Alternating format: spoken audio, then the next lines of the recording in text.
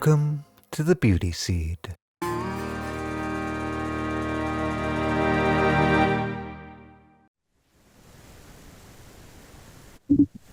And boom. All right, Nicholas Malin, welcome to the Beauty Seed. We're really stoked to have you here.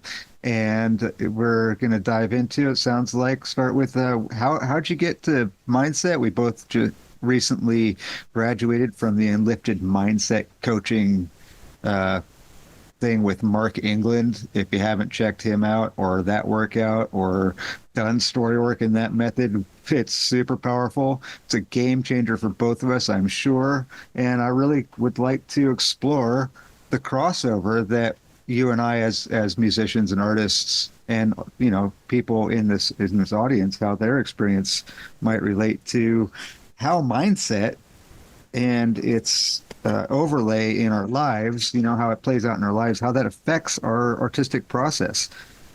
So maybe we can start with how did you come to find the mindset space and become a coach? I mean, that's a big deal. Yeah, thanks, Abe. That's a great question. The reason I found Enlifted particularly was through my ex-partner. Actually, she was a lifted an Enlifted coach, has been for many years. I've been watching her from the sidelines absolutely smash it and crush it and get incredible results. And did some sessions with her somewhat, but we had this talk, didn't we? Do you remember on the calls about outsourcing the people that are close to you? I remember you talked about this. There's something edgy when Unpack what you're you mean by outsourcing. so we outsourcing offering a colleague or a friend in the mindset space to maybe work with a loved one, with a partner, with a family member, Oh rather yeah, than you yeah. yourself working with directly. Yep.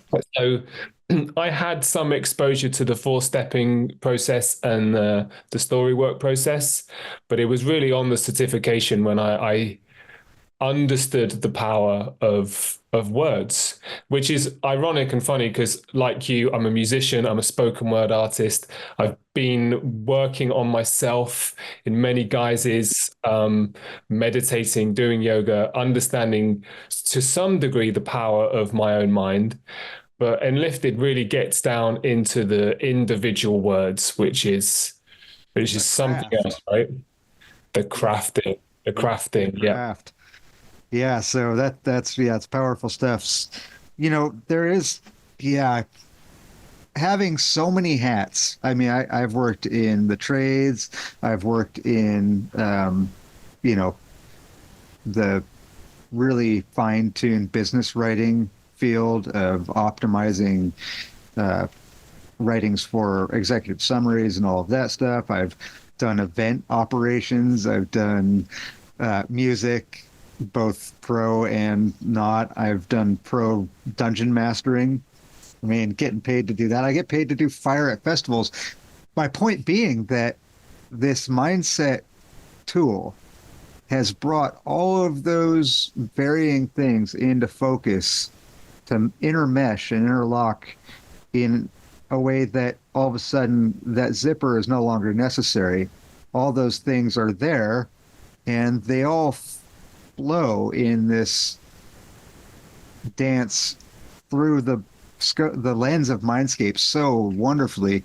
Have you noticed in your life what effects has it had on your daily life in how you're walking your path? Oh man. The first thing that comes to mind is the definition of mindset, right? Yeah. The definition of mindset. Now, I remember thinking, wow, there is no definition of mindset. What a complex idea that is. But let's define it. The enlifted definition, the mindset is the stories you tell yourself. So, To yourself, about yourself. good catch. Yeah. Expanding. I'm not catching anything. Yeah, yeah, yeah. There's no sticky wicket there. No sticky wicket. Yeah. Yeah, I've noticed a really powerful shift in my own inner dialogue and the way I interact with myself day to day. The term that comes to mind is mental fitness. It's like I'm catching myself a lot, and then I'm coming over the top of it intentionally with a better story. So the victim mentality, that's something that's been so huge in me, huge, and it's still there, but I'm much better at catching it and actually having a dialogue with myself. You know what, Nicholas, that's not true. You're actually, you've done this, you've achieved this, you ticked off all your tasks for today. Yeah. And I'm still giving myself a hard time around productivity. So this is something I know I'm going to be repping for years. Yep. And I So now know how to rep. I know what to rep. mhm.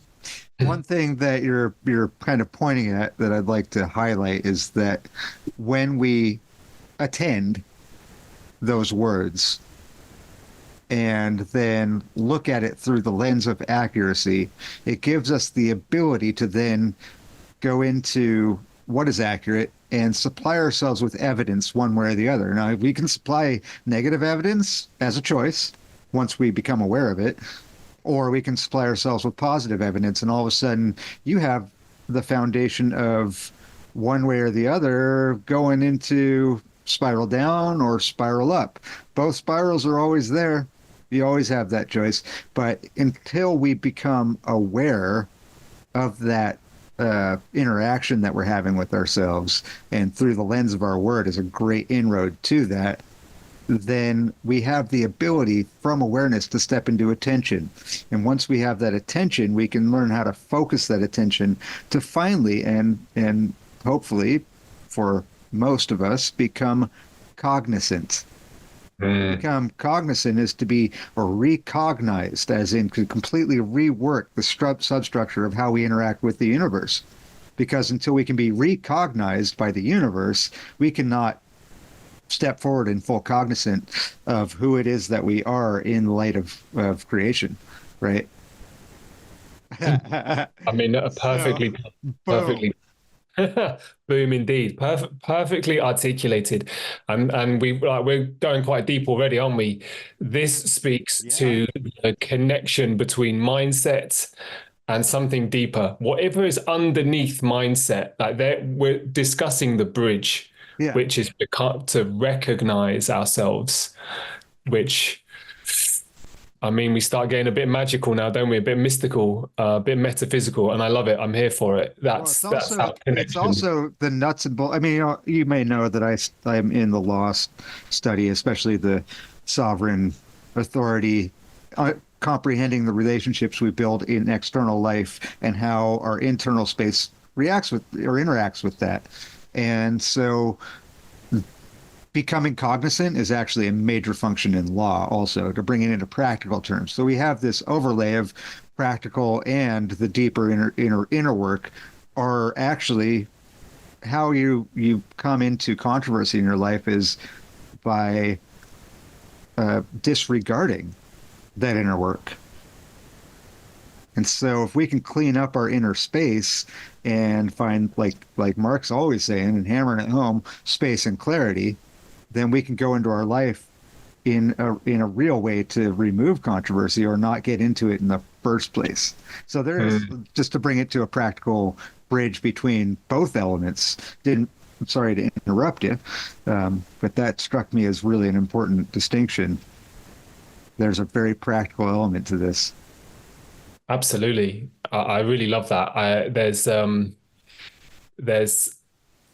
a piece here around the accuracy of our words. And I'm curious to know what you think. There's this sense in me that when I'm speaking words that are inaccurate to a deeper part of myself, Mm-hmm. I feel that as one way of putting it would be negative emotion, anxiety, stress.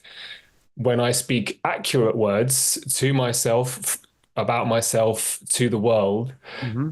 that feels a lot more easeful. Right. Absolutely. So how, obviously, when you're able to be more at ease, have you taken this new set of tools and gone into your space as an artist with it? And what's that process like for you? That's an interesting question. So I've been working on a musical project for the last 3 years that is close to completion. Hmm. I'm definitely bringing a new vision of it.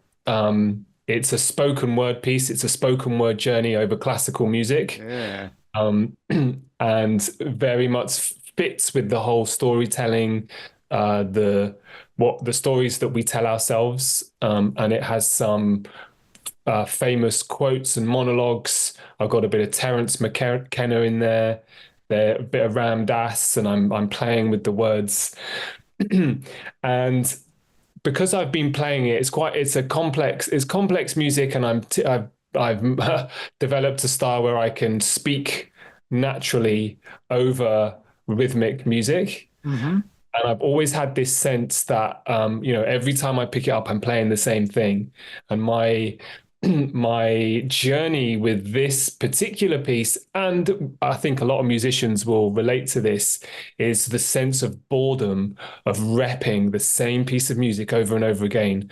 I know I've got to do it because I want it to be performance ready. I want it to be tight, but sometimes the story this is boring. I'm picking up, I'm playing the Right. same thing. So I have. How do you keep it fresh? How do you keep it fresh, right? So I've worked and I've worked and I've translated, I've four-stepped my own story around the boredom piece, and Hmm. I translated it to a spell, literally a spell that I read before every time before I pick up my guitar, which goes something like this. It's like, I love to pick up my guitar and play this piece of music because every time it's fresh, because every time I'm present with the breath, I'm present with the words, I'm present with the music, it lights me up, it energizes me, and it excites me. And by the time I've spoken that spell out loud, I'm excited to pick up my guitar and Yeah, play buddy. the same thing I've been playing for years. Yeah, buddy. Yeah, I mean, I have a similar journey with my last album. It was at least some of those songs were a 10-year process. It's a long time, isn't it? That's a Yeah, long. it is. And a lot of those songs were a story running around in my head that I didn't know what to do with until I looked in there and got the breath in. So that let's clarify for the audience just a framework. What do you mean by four stepping? Good question. Nice to clarify this. So, four stepping is the Enlifted story work method.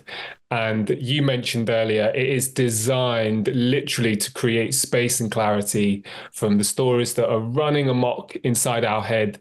Sometimes these stories have been running rampant for decades, or maybe our whole life.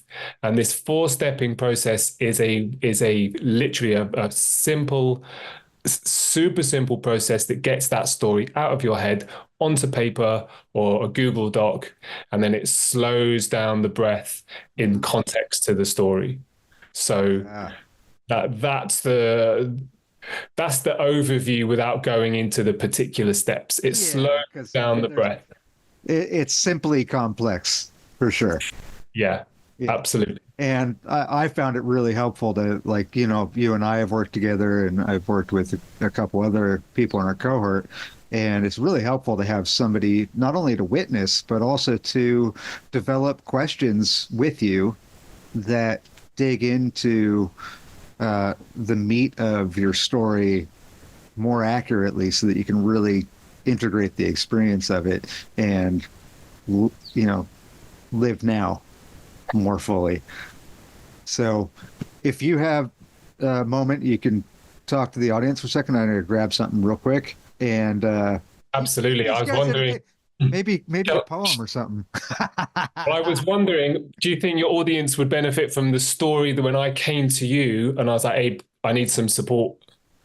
Yeah. I Okay, mean, this I is benefited from it. awesome. I'll This get is a into that. juicy one. All I'll right, be right okay, back. okay, cool. So, I had an interaction with my ex-partner recently. Wasn't a good interaction. It ended very didn't end good. Let's put it that way. It didn't end well. And I was in a stress response for a couple of days and I knew I needed to do something about this. So I contacted Abe, who I was learning with, and I was on this course. And I said to Abe, I said, like, I need some help. I've got this story, this event. It was only a couple of days old. It was so fresh. I wrote it. I wrote it out. It was maybe 2 pages of a Google Doc. Quite a comprehensive story. I went back into our relationship and it summed up where I was and what was running around my head. And we What four-stepped. format did you write that out in? I wrote that out in a format that represents prose. So it's not journaling, right? It's not my opinions about the Conversationally, topic. even. Conversationally, Yeah. 4 sentences, Yeah. like it's a chapter in your book, like it's a chapter in your autobiography. How often do you write out your stories as they happened, conversationally? It's so different from journaling. I journal every day. I'm a professional writer. I write every day. But until I did this course, I'd never written out particular stories of my life. So I'll just conclude this story. So I wrote this story out. I jumped on a call with Abe. I'm in a stress response. I'm pretty much in a freeze response. Like my energy is stuck up here. It's in my chest. And we spent probably about an hour and a half, maybe, yeah, around an hour and a half, four-stepping this process. So this simple process that I've already got the story out of my head. Now I'm reading it out loud. I'm slowing down my rate of speech. I'm getting the breath in there. And then I'm really slowing it down and really getting my breath in there, reading it out really slowly, focusing on particular sentences and particular words. And by the way, I've always been fascinated with the idea that a sentence has two meanings. We know a sentence as a string of words. We also know a sentence as a judgment, a verdict, and an imprisonment. I've loved that. Love that. So by the time I'd done this process with Abe, I was a transformed human being.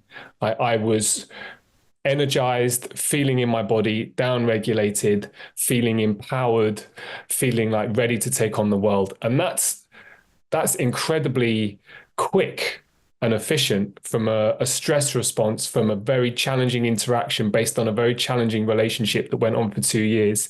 This isn't 10 years of psychotherapy. This is 90 minutes of a very simple process called story work. Yeah, how helpful Incredibly was grateful. Yeah, I'm grateful too because it's a wonderful process that really what's helpful to me is being able to both for whoever I'm working with, in this case you, and for myself, is to really hone in on clarifying what makes an appropriate question. How do we derive and arrive at an appropriate response and question to emergent situations? And for me, your story is an emergent situation, and I have several options in that situation. To start with, I can drama or trauma bond with it. I can be so removed that I have no emotional response to it and really like have no quality response to it. Or I can sit there in full awareness and presence and allow that to filter through my faculties, my mind, my will, my heart, my gut, my spleen in its immediate response. And I can look at all those things and I can go, how may I most be of service to the world through my own lens of what I know? And then we get into what is really powerful about this work to me is that crafting aspect of it, of really getting at really great questions to hone in on what is accurate and important to us in our lives. Fascinates me. It's something else. I mean, maybe you have something to speak to that on, but yeah. Yeah, I mean that's when the real transformational wordsmithing comes into play. It might be changing a single word in a single sentence that has like that moment, that switch in perspective. It interrupts the pattern, and I love that too. That lights me up like a Christmas tree. That is just the best process. So how does Because that? Yeah, because sorry.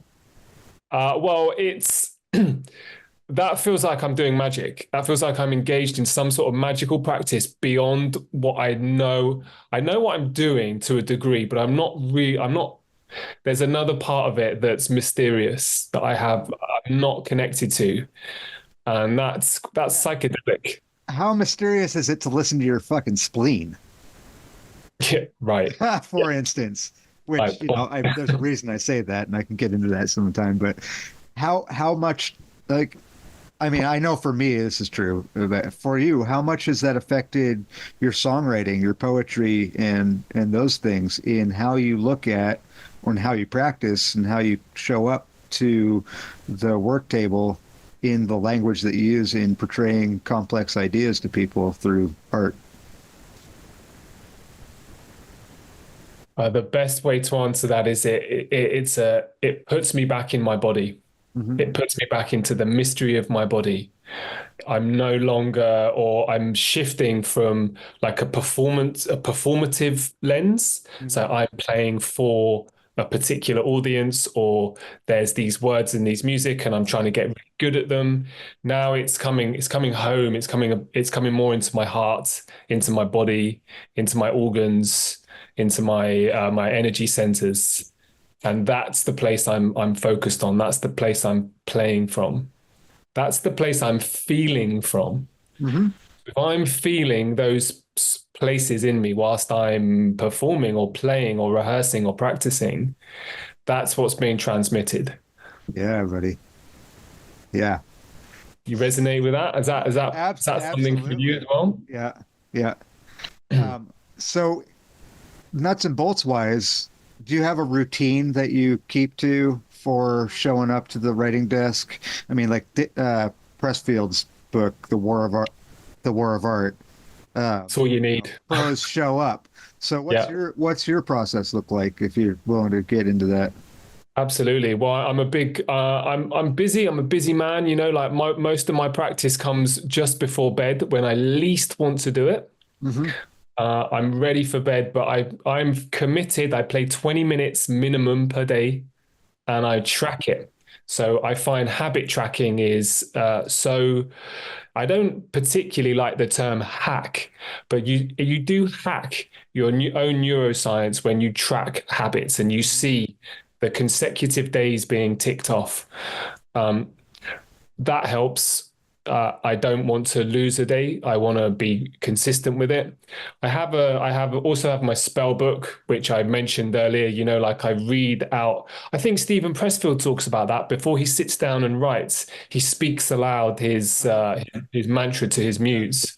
So I find that's really powerful. I just take a less than 60 seconds and I verbalize, this is what I'm doing. This is what I'm doing. This is why I'm doing it.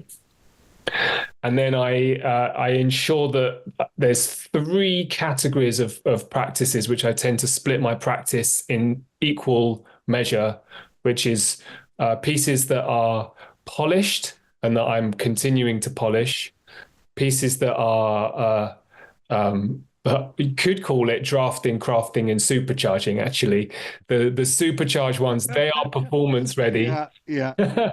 And when I play performance ready, when I practice performance ready pieces, I'm going in with the attitude of semi improvising.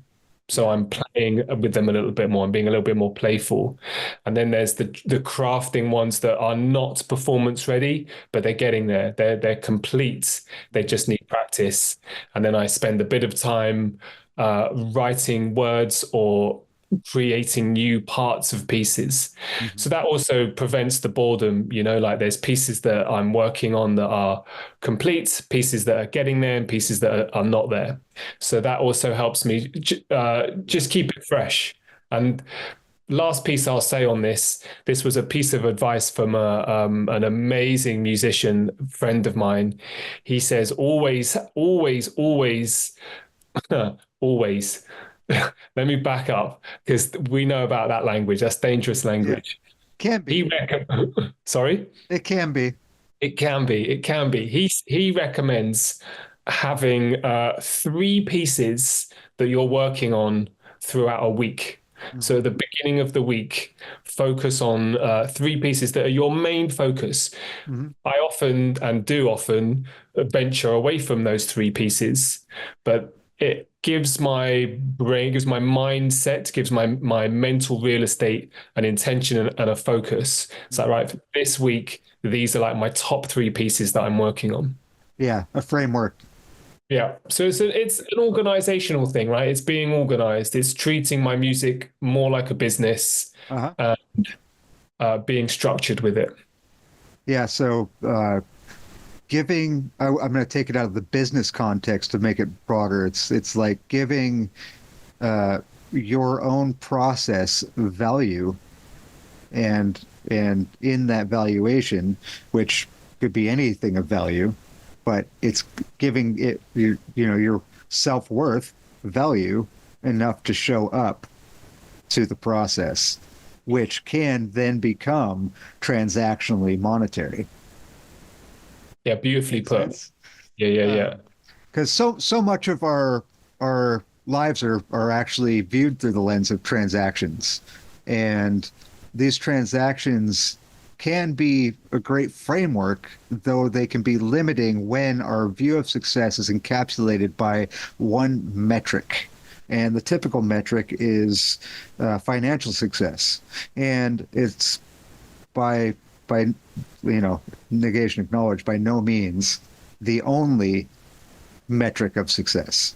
And there are Absolutely. many forms of value, and of the kinds of transactions that unfold in ways that are beautiful. And for me, there was a long time I didn't engage in music because my transactional mindset, my framework to work within, was so geared around a vision of economic success that I said, well, I can't do this because it doesn't make money for me. And it curtailed my creative endeavors and made it absolute that that was the case. Mm, And yeah. so it wasn't until many years later that I reframed it to look at it as something that is value added to my worth, self worth, and to my worth to my community, and a service that I provide that then garners support in other areas of my life. And there's this whole ecology that develops around the interlay and overplay between different aspects of my creative spark. And that actually, when I really dig into the roots of all these things, all of those creative expressions are food for the beauty seed and expansive quality of the life that I am co-creating and designing Mm. with the help of creation to unfold. And so, this the transactional lens of wealth seemed at that point to become more of an outcome or a symptom of right living than the real focus of my aptitudes and attentions. Yeah, I love that. That makes a lot of sense, right? I like that you the nuance of it's an outcome. If Yeah. you focus on what you are bringing to the world, your creative expression, which is intimately connected to your embodiment and thus your breath, and thus your intention and your words, that will come later, and it will be almost a byproduct Yeah. of your commitment to yourself and showing up to your creativity. Yeah, absolutely. Did that come into play in your process of coming to a more adult relationship with life? Yeah, it has been. It has been for many decades as a musician. Um, I remember on my 40th birthday, which is 3 years ago now, I officially said to the universe, like, okay, I no longer want to be a rock star. I no longer like that was my Hmm. teenage years, my 20s, still having this idea that I will thrive economically through my musical endeavors, and I've let that go. I've let that go. And of course, in the process of letting that go, there's so much more freedom. There's so much more freedom. There's so much more peace.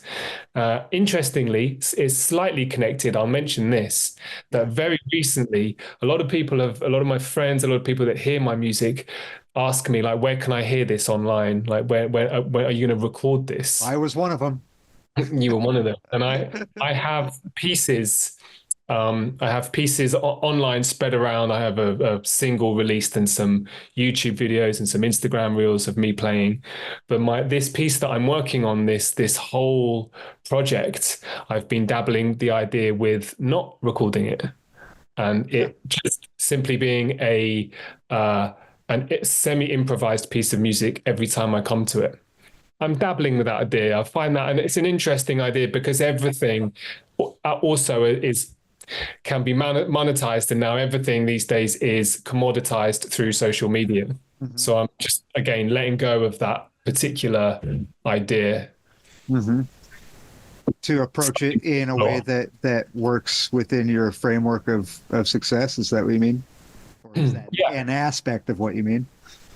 Yeah, it's also absolutely. It's also connected with I heard a very famous author on a podcast recently, a multimillionaire, international bestseller, talk about his latest book. He says unfortunately the truth is it doesn't matter how good the book is, it's all about marketing.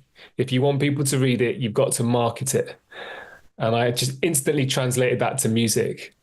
And I spend a good chunk of my day on a screen writing, professionally writing. Do I have the energy and the capacity and the passion to market my music? I don't know. I'm still dabbling with that. I'm still asking myself that question. Yeah. So the way I approached it was I put it as a free download and a donation button. If this is of value to you, great. If it's not, great. And let it be that. And there's something different about music and the music space than books, because it's so accessible and approachable, and there's such a variety of emotive things that our hearts can emotionally relate to and to build from, that an audience, whatever type of music you approach, is there. And people are looking for that, I think, more so than books right now, in some sense. People go to music to be invited to questions. People go to books to find answers. And so it's a completely, to me, a kind of a different framework and space of how that audience comes to it, and the emotional space from which they engage it are very different landscapes to me. And so I find that music can be much more engaging with much less marketing involvement due to, there's some things you can do for search engine optimization and all of those things, and keeping it fresh by allowing people, an aspect of that marketing, which is not really marketing, it's being available, for me was very in the way of my own progress. Was if nobody is allowed to see it, you're not going to garner an audience. And so I never shared anything. I've had friends that I've known for 20, 30 years, and I finally put my album out and they went, "You make music too?" I had no idea at all. And it's because I never shared it, because there was a block in me that was, there's a bunch that goes into that. Let me real quick tell you a little story. Sure. On my way to my first peyote meeting, I stopped in with some friends to visit an elder gentleman, a friend of ours named Harry Jerry. And he lived in a little double wide on the coast here in Oregon. And he's got a great big cowboy hat. He must must have been, I don't know if he's still with us or not, but he must have been 6'5", 6'6". A big man. Big old cowboy hat, giant eagle feather off of it, and it's tucked low. He's got pretty deep set eyes, and he's looking at me. He says, "Tell me, boy, what are you into?" And told him about, I was at that time doing a lot of live improvised hip hop and, doing live shows and out and about in my community that way. And he says, "All right, give me a poem." I said, "Sure, I'll give you a poem." And so I did. And he just sat there looking at me for a while after I got done. He says, from under his big cowboy hat, he says, "Boy, they're going to kill you. There's only two things I can say that'd be any use to you. One, don't go to jail. There ain't nothing you can do for your people by ending up in jail. You just sit there and rot. And two, don't get dead." So Brilliant. I have a whole background to my story that fed into that paradigm of kind of a paranoid aspect of what this victim mentality, projection, what they will do if I engage in these pretty revolutionary thoughts, especially at the time. So this if-then scenario gets established, and I feed it with evidence, and the evidence at that point was fairly negative because I still hadn't found my own authorship, and really anchored that.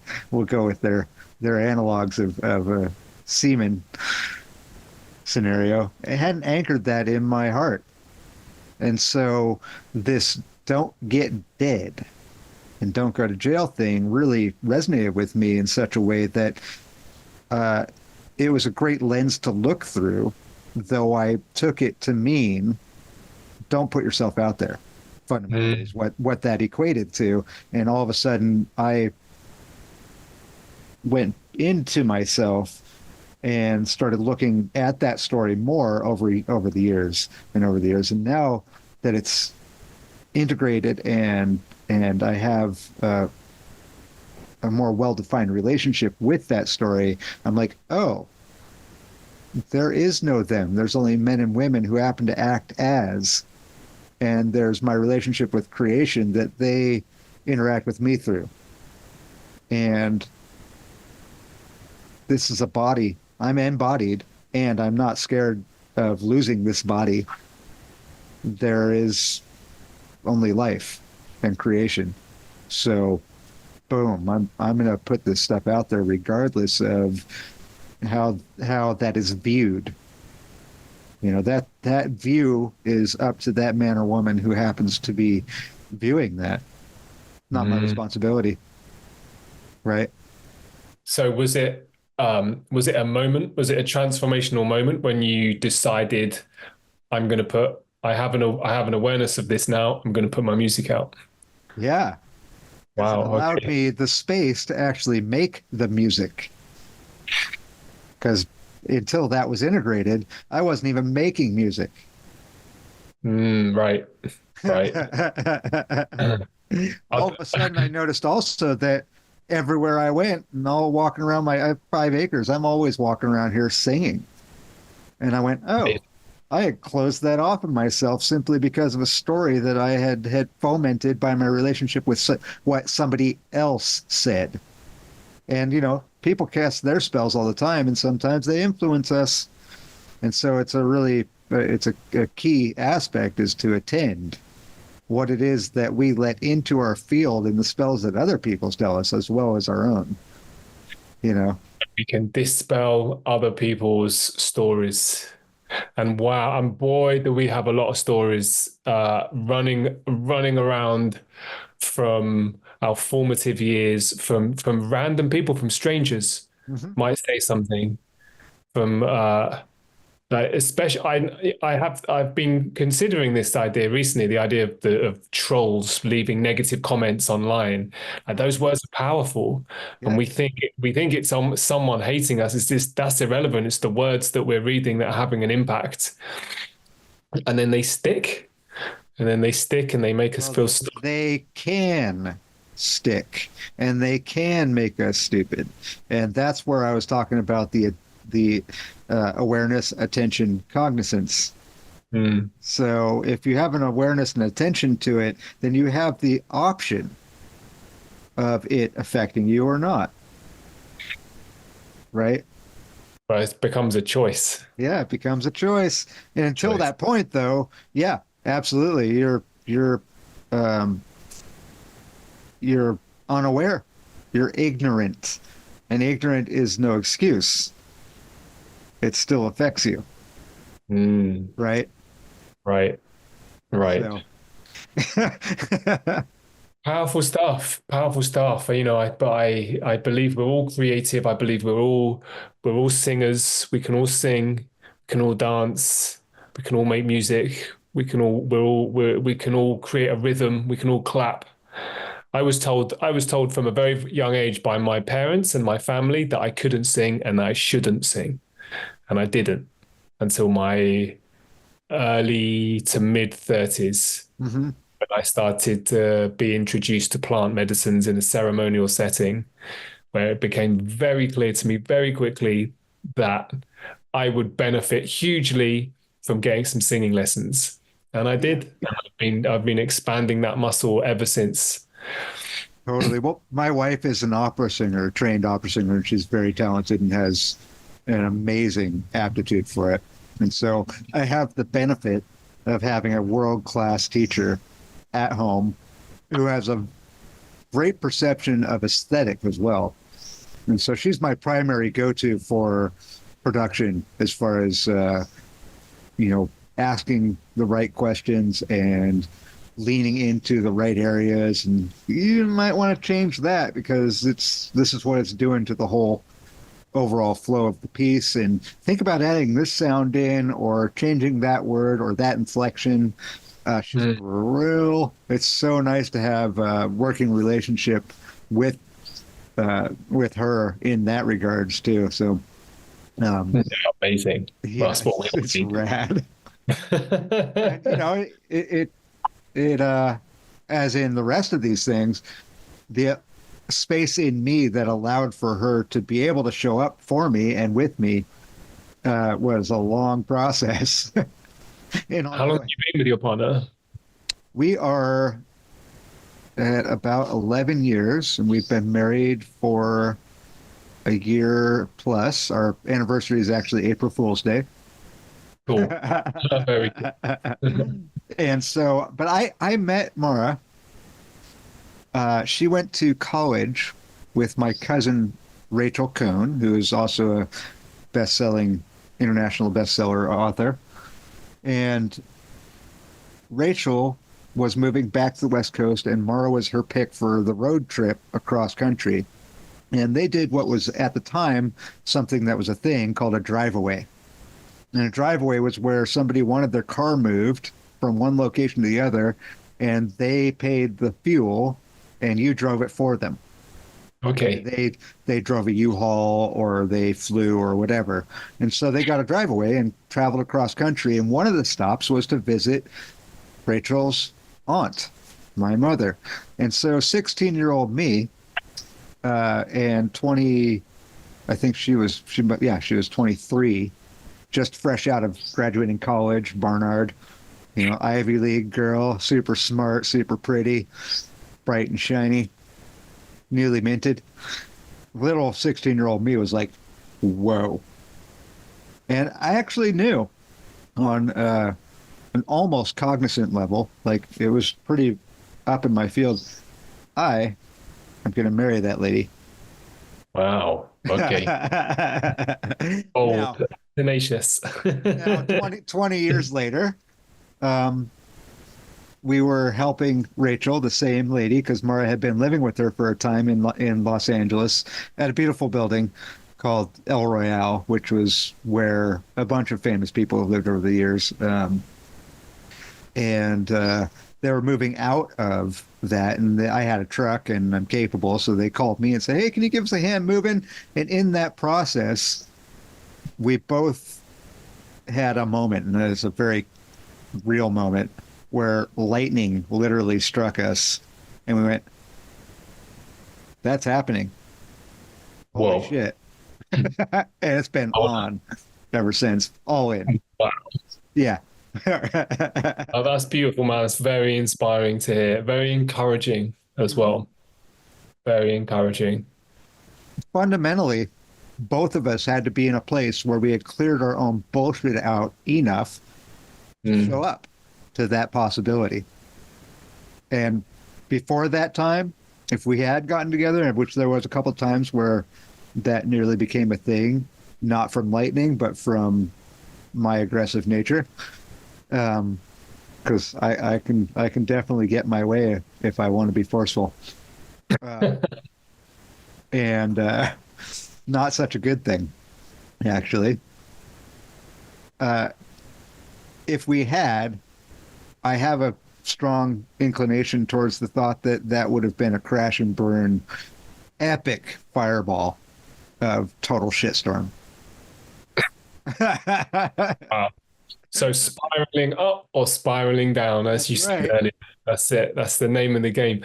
To clean house enough, to get out of your own way enough. That's the name of the game. I love that. Mhm. That's what we're all trying to do, right? We're all trying to get out of our own way enough so that we are open to life coming to us, and life wants to come to us. I truly believe that, everything that we want and desire truly deeply at a core level is trying to come to us. Uh-huh. And we're just in our own ways because we've got these, we have stories that aren't ours True. in the I'm way. going to take it one step further. I'm going to Please do. say that we do get what we are reaching for, and that what is in the way is this.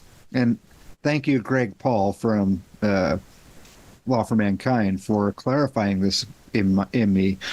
And that is, the universe wants us to be fulfilled in our desires, whatever they are.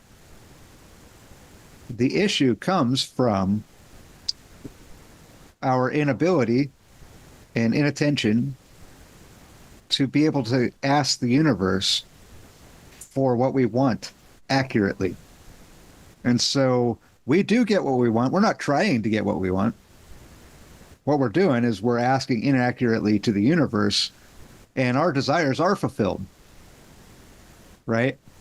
And so the more clarity and accuracy we can build within what we ask of the universe through our desire, the clearer and cleaner the receptivity of the universe becomes to allow our desires to be fulfilled in a way that is forward-moving, uplifting, and creative.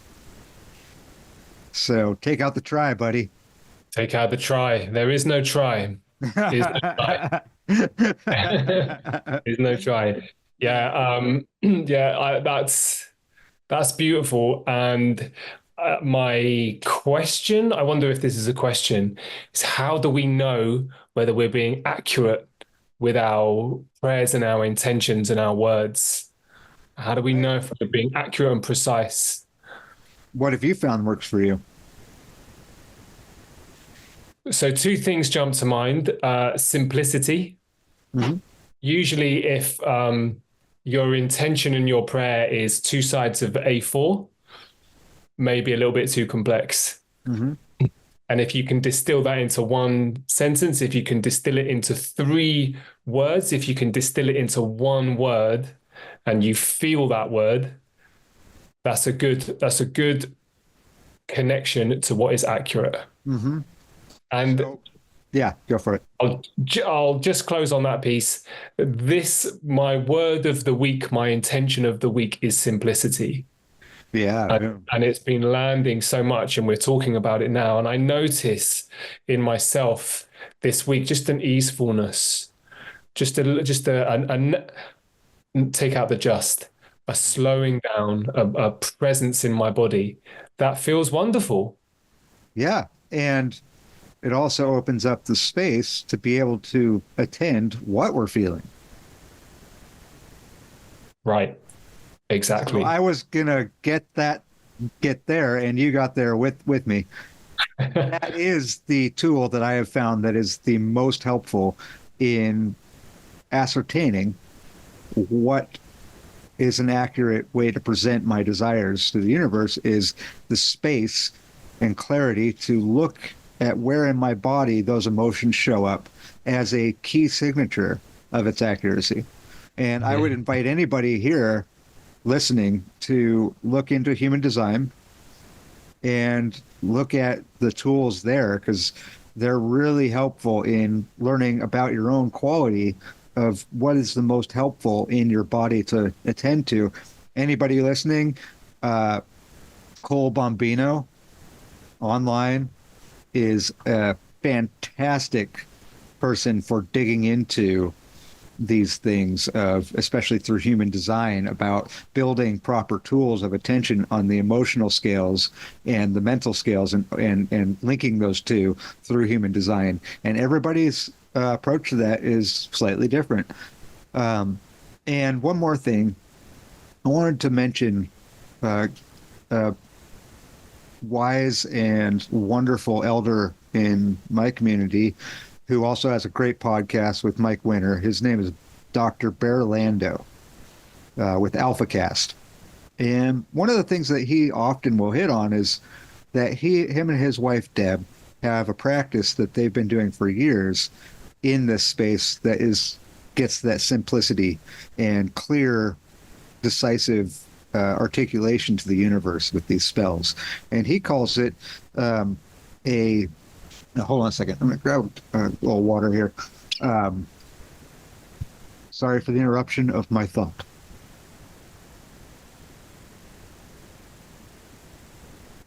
Stay hydrated. Stay hydrated. He calls, so Bear often refers to proclamation. And so there's prayer and there is meditation and there are affirmations, and then there's affirmations with evidence, and then there are also these things, proclamations. It's like, what does a sovereign individual do? What does somebody in their own authority do?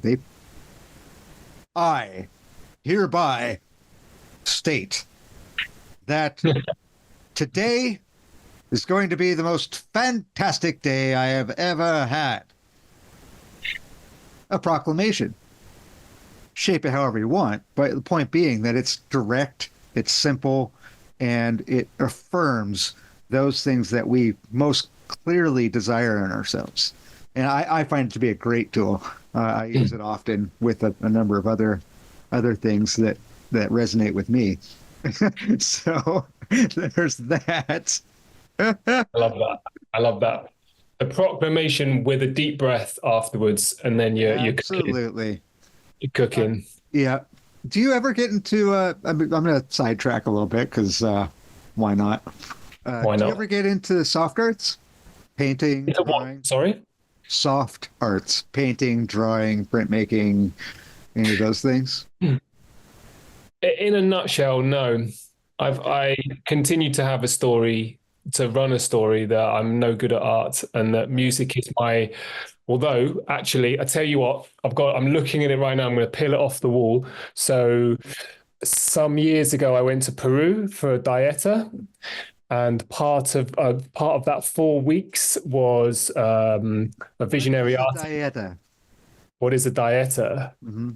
Dieta is a deep cleansing using indigenous plants, limiting your food and salts and sugars, really cleaning out your system, and then working with the grandmother of the forest, ayahuasca, Mhm. to purge and cleanse, to purge and cleanse, and then to work with teacher plants for visionary lessons and teachings.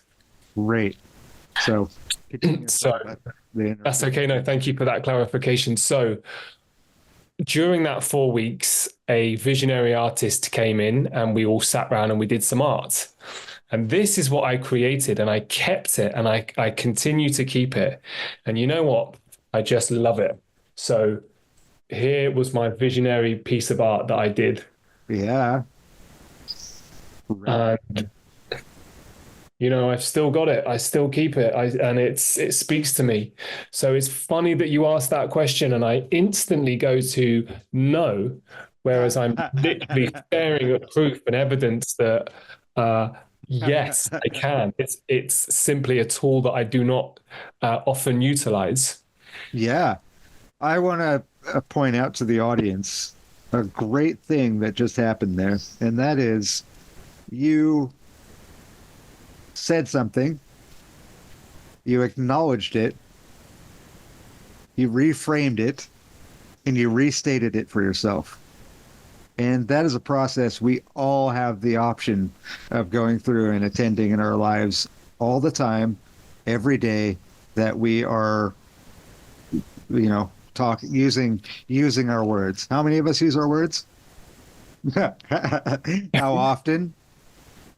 We All have the that time. opportunity.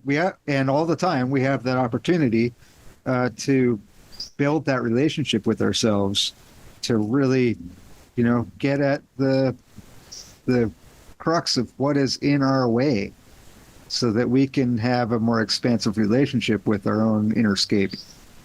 And what a wonderful tool. I saw that opportunity to highlight a really key interaction that I have with myself, you have with yourself, and others may have with themselves if they build awareness of it. What a great thing to What a have. great thing to be aware of and to become aware of. Mm-hmm. What story do you want to live? What story do you want to tell yourself? Uh-huh. And when, in my own case, when a story arises that I don't like, I've got some options. It's like I can collapse and cringe and make myself small and then fight that story and give it, fight it. Was it Jiddu Krishnamurti who talked about, we're ultimately at war with ourselves because we're fighting ourselves. Love Krishnamurti. Amazing, amazing.